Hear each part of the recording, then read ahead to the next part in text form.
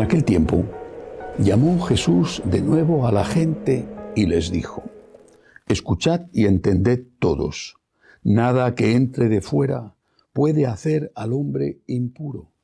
Lo que sale de dentro es lo que hace impuro al hombre. Cuando dejó a la gente y entró en casa, le pidieron sus discípulos que les explicara la parábola.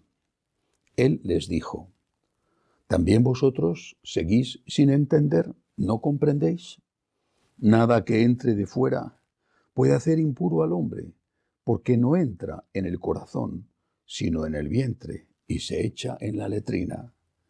Con esto declaraba puros todos los alimentos, y siguió: lo que sale de dentro del hombre, eso sí hace impuro al hombre.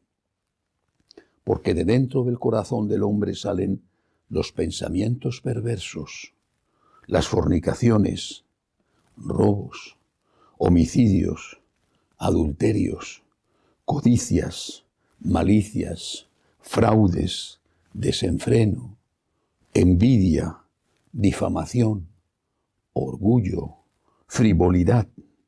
Todas esas maldades salen de dentro y hacen al hombre impuro. Palabra del Señor. Debió de ser muy difícil para los apóstoles y para los primeros cristianos aceptar que no había alimentos impuros.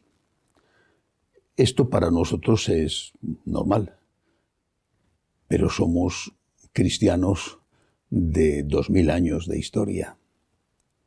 No hay que olvidar que 150 años antes de Jesús, más o menos, se había producido un levantamiento en el pueblo contra los dominadores de Siria, herederos de Alejandro Magno, porque obligaban a que la gente comiera carne de cerdo. Y prefirieron morir antes que hacerlo. Fue la rebelión de los macabeos, que consiguió la independencia relativa y solo durante unos años, hasta que llegaron los romanos. No querían ofender a Dios comiendo carne de cerdo. Y preferían morir antes que comer carne de cerdo, porque consideraban que comer ese alimento ofendía al Señor. Y ahora viene Jesús y les dice que pueden comer cualquier cosa. Con lo cual, aparentemente, estaba diciendo que aquellos que ellos consideraban sus héroes, sus mártires, habían muerto en vano por una tontería. Digo aparentemente porque en realidad murieron no por no comer carne de cerdo, sino por no querer ofender a Dios, tal y como ellos en ese momento consideraban que Dios era ofendido. Pero para los judíos era un sacrilegio inmenso comer alimentos prohibidos. Jesús libera al hombre de esta prohibición. Puede hacerlo, porque Él es el legislador. Él es el supremo legislador. Él es Dios. Puede hacerlo. Reiteradamente, sobre muchos temas, decía: habéis oído que se os dijo, pero yo os digo. Esto fue una liberación, ciertamente, y facilitó enormemente la evangelización.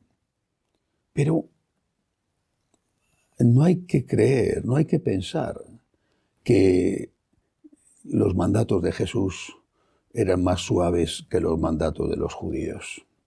Es verdad que podemos comer carne de cerdo y otros alimentos, es cierto. Pero el Señor exige más. Por ejemplo, prohíbe el divorcio.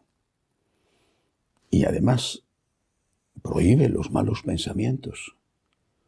No solamente no hacer el mal, sino ni siquiera planear hacer el mal. Por eso enumera esta lista de instintos que están en el corazón del hombre y que cuando se consienten se convierten en pecados, incluso aunque no se lleguen a realizar. Tú estás planeando, pensando, organizando hacer daño a una persona, ya entonces estás pecando.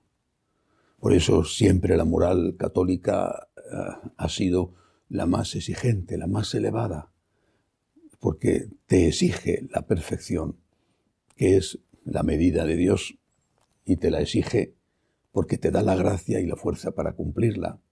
Te la exige a la vez que te da la misericordia si no la cumples, pero te la exige. Te pone el listón bien alto. El Señor quiere que seamos santos y no quiere que caigamos ni siquiera en el pecado de los malos pensamientos, porque es de ahí, de los malos pensamientos, de donde se derivan después las malas acciones. Que así sea.